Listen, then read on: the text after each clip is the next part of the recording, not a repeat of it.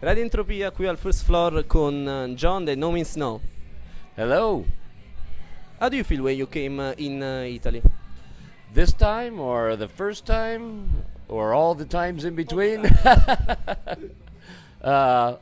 We always enjoy coming to Italy. It's of course, the Italy is so well known for the food and the hospitality and for a traveling band, this is a wonderful thing when you have good food and lots of friendly people. So it's always a treat for musicians to come in that environment, and Italy is great for that. So, but we also have good shows in Italy.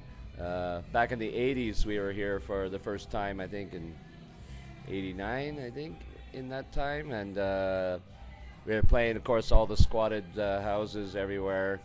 And Fort Predestino in Rome, it was 2,000 people. It's crazy, no one pays, of course. It's like €1,000 to get in. What? I'm not paying €1,000 to get in. Or lira, I should say. Lira, I think it was $1. But we always look forward to coming here. A career long 20 years and 6 years without a new album. Do you think it's time to a new studio work? Yes, but we actually have done a new studio work in the last year and the year before. We released 2 EPs. So it's 8 new songs on those 2 EPs that came out 2 years and 1 year ago. And our plan was to do 4 of them, 4-song EPs.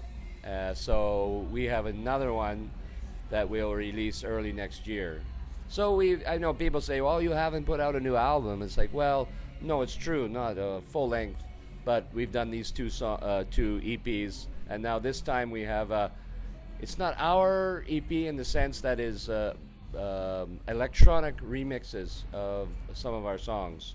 4 songs, Dark Ages, The River, Metronome, and Rags and Bones have all been remixed by electronic producers. So it's not really us, but it's kind of a new thing. And my brother Robert really loves the dub music and all the electronic stuff. So he was very excited to get this project together. So we do have new stuff. Tonight we play 3 songs that are new, but the problem is we sold all the EPs out, and we've had trouble. We were supposed to have them here tonight, but of course we don't. But we have this flash drive for your computer. It's like a 2 gigabyte, and it has all the new songs plus a live concert and various other bullshit. So we do have new stuff. Studio or live, what experiences do you prefer? Well, primarily live. I think this is how we make our living, is playing concerts, and playing music live is really what we do. But we also really enjoy recording. I love working in a studio. I love recording and creating music that way. It is a different approach to music. But I enjoy them both equally. It's very difficult to have a huge number of fans as an underground band, alternative rock band. What's the secret of No Means No?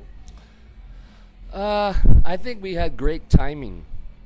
When we first came to Europe, for instance, really the kind of music that we were associated with, with Alternative Tentacles and a lot of the new bands at that time in the mid-'80s was becoming extremely popular in Europe, and at the same time the squat scene in Europe was also really big and very connected. So we just sort of came at the right time, and we put our album Wrong out, it's probably our most popular album, quickly followed by the album we did with Jello Biafra.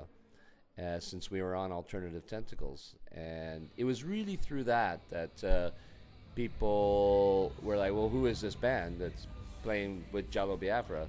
And that's when people discovered us. And really, we gained our popularity here in Europe first, before North America. I mean, we played in North America a lot, but we were very underground and not big audiences. But we sort of made our name here. Your music is described like punk, progressive rock, jazz. Are those just words or a good description for your music? Well, I mean, they're just words in the sense that, people have to, they want to describe what they're listening to and what they're hearing and how to tell your friends, what were they like? Well, they were kind of like this or kind of like that. But I mean, really what we do is just play music, our own music that is influenced by all these different styles of music. Jazz, of course, I played in a jazz band in school when I was a kid. That's how I learned to play the drum set. And my brother was very much into jazz in the early 70s, and then of course the hard rock and the pop rock, the Beatles, and then when all the punk rock started coming out in the mid 70s, that's what was inspired us to play in a band, and so of course then you have that punk rock influence.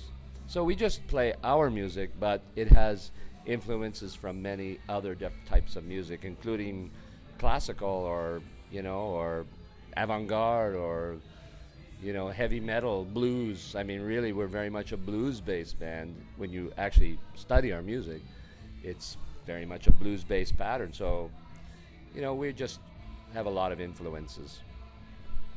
First floor, what do you expect from tonight's gig?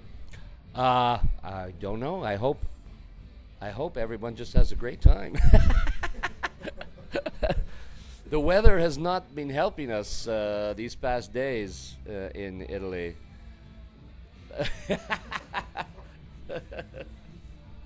But yes, of course, always expecting a good meal. No, I'm expecting that whoever comes is going to enjoy themselves, and I think we'll have a really good show.